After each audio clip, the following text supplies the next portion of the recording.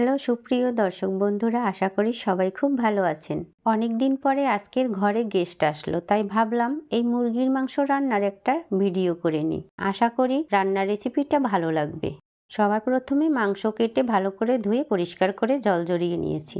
এখানে 1 কেজি পরিমাণ মাংস নিয়েছি। এবার এই মাংসটা ম্যারিনেট করে নেব। ম্যারিনেট করার জন্য দিয়ে দিচ্ছি হলুদের গুঁড়ি, সামান্য একটু লবণ, আর দিয়ে দিচ্ছি সরিষার তেল। তার সাথে দিয়ে দিচ্ছি অল্প একটু পেঁয়াজ কুচি, একটু রসুন বাটা আর একটু লেবুর রস দিয়ে ভালো করে মাংস ম্যারিনেট করে নিতে হবে।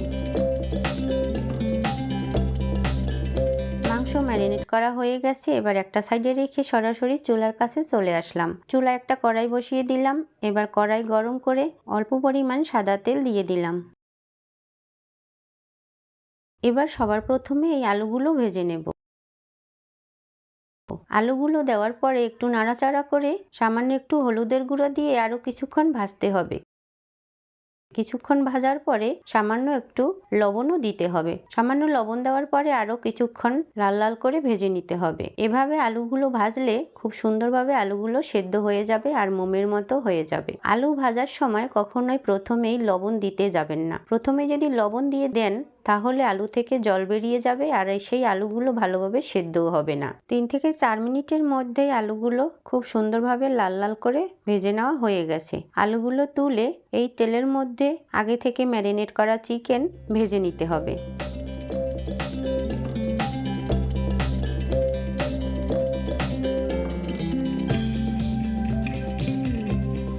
মোটামুটি 7 থেকে 8 মিনিট ভেজে নেওয়ার পরে মাংসটা ভাজা ভাজা হয়ে গেছে দেখুন। এবার মাংসটা তুলে নেব। আবার একটু কড়াইটা পরিষ্কার করে নিলাম, নয়তো পুড়ে যাবে। তো বন্ধুরা, আপনার যদি অন্য আরেকটি পাত্রে এভাবে ভেজে নেন তাহলে কিন্তু বিষয়টা আরো ভালো লাগবে। এবার এই তেলটা তো তুলে রেখেছিলাম, আর তার মধ্যে আমি প্রথমে আরেকটু সরিষার তেল দিয়ে দিলাম, আর এর মধ্যে চিকেন ভাজার যে তেলটা রেখেছিলাম সেই তেলটা অ্যাড করে দেব। তেলের মধ্যে ফোড়নে দিয়ে দিচ্ছি অল্প কিছু জিরা। এখানে কয়েক টুকরো দারুচিনি আর একটা তেজপাতা ছিঁড়ে নিয়েছি, আর একটা শুকনো মরিচ ভেঙে দিয়ে দিলাম। এবার একটু নাড়াচাড়া করে এর মধ্যে কুচানো পেঁয়াজ দিয়ে দিলাম।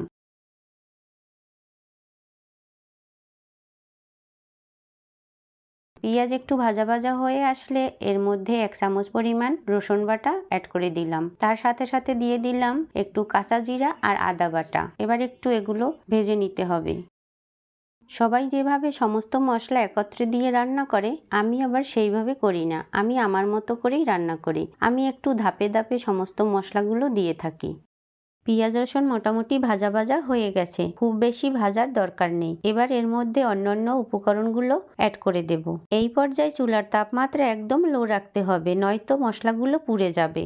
এবার এর মধ্যে আমি অন্য উপকরণগুলো অ্যাড করে দেব। তার জন্য এখানে নিয়েছি 1/2 চামচ পরিমাণ হলুদের গুঁড়ি। আমি যেহেতু মাংস ম্যারিনেট করার সময় 1/2 চামচ পরিমাণ হলুদের গুঁড়ি দিয়েছিলাম, সেই মাথায় রেখেই অল্প পরিমাণ হলুদের গুঁড়ি নিতে হবে। আর নিয়েছি আমাদের দেশি মরিচের গুঁড়ি 2 চা চামচ, আর নিয়েছি এখানে কাশ্মীরি লঙ্কার গুঁড়ো 1 চা চামচ। এটা দিলে একটু রংটা ভালো হয়, তার জন্যই দেওয়া। আমার কাছে আছে তাই দিয়ে দিলাম, যদি না থাকে আপনাদের কাছে দিতে হবে না। এবার অল্প একটু এই মশলাগুলো জল দিয়ে গুলিয়ে এর মধ্যে অ্যাড করে দেব। আরও কিছুটা জল দিয়ে ভালো করে মশলাটা কষিয়ে নিতে হবে। তো বন্ধুরা, ভালো করে মশলাটা কষিয়ে নেওয়া হয়ে গেছে। এর মধ্যে এখন দিয়ে দেব আগে থেকে ভেজে রাখা মুরগির মাংস, আর তার সাথে দিয়ে দেব ভেজে রাখা আলুর টুকরোগুলো। ভেজে রাখা মুরগির মাংস দিয়ে কিছুক্ষণ ভালো করে মশলার সঙ্গে কষিয়ে নেব। খুব বেশি সময় কষানোর দরকার নেই, যেহেতু মাংসগুলো আগে থেকে ভেজে নিয়েছিলাম। একটু কষিয়ে নেওয়া হয়ে গেলে এর মধ্যে পরিমাণ মতো ঠান্ডা জল দিয়ে দেব। পরিমাণ মতো জল দিয়ে দিলাম। এবার আর একটু স্বাদ অনুযায়ী লবণ দিয়ে দিলাম। ভালো করে মিশিয়ে নিয়ে একটা ঢাকা দিয়ে 10 থেকে 15 মিনিট রান্না করে নেব। বন্ধুরা, 15 মিনিট পরে চলে আসলাম। ঢাকনা তুলে নিয়েছি, আর দেখুন ঝোলটা অনেক কমে গেছে। এই পর্যায়ে দিয়ে দেব বাদবাকি গুঁড়ো মশলাগুলো। আমি কিন্তু শুরুতেই সমস্ত গুঁড়ো মশলা দেইনি, তাই এখন নামানোর আগেই এই গুঁড়ো মশলাগুলো দিয়ে দেব। এখানে নিয়েছি 1 চা চামচ পরিমাণ ভাজা জিরার গুঁড়ি, 1 চা চামচ পরিমাণ ধনিয়ার গুঁড়ি আর হাফ চামচ পরিমাণ গরম মশলা গুঁড়ি। গরম মশলা নিয়েছি দারুচিনি, এলাচি, লবঙ্গ, গোলমরিচ ইত্যাদি গুঁড়ি করে। তো বন্ধুরা, এই সমস্ত মশলা আমি নিজের হাতেই তৈরি করে নিই। আমি কখনোই বাজারের গুঁড়া মশলা খুব বেশি বিপদে না পড়লে কিন্তু ব্যবহার করি না। যতই কষ্ট হোক না কেন আমি নিজের হাতে সমস্ত মশলা তৈরি করে রান্না করতে ভালোবাসি। তো বন্ধুরা, এই সমস্ত মশলাগুলো এখন আমি মাংসের মধ্যে ভালো করে মিশিয়ে নেব।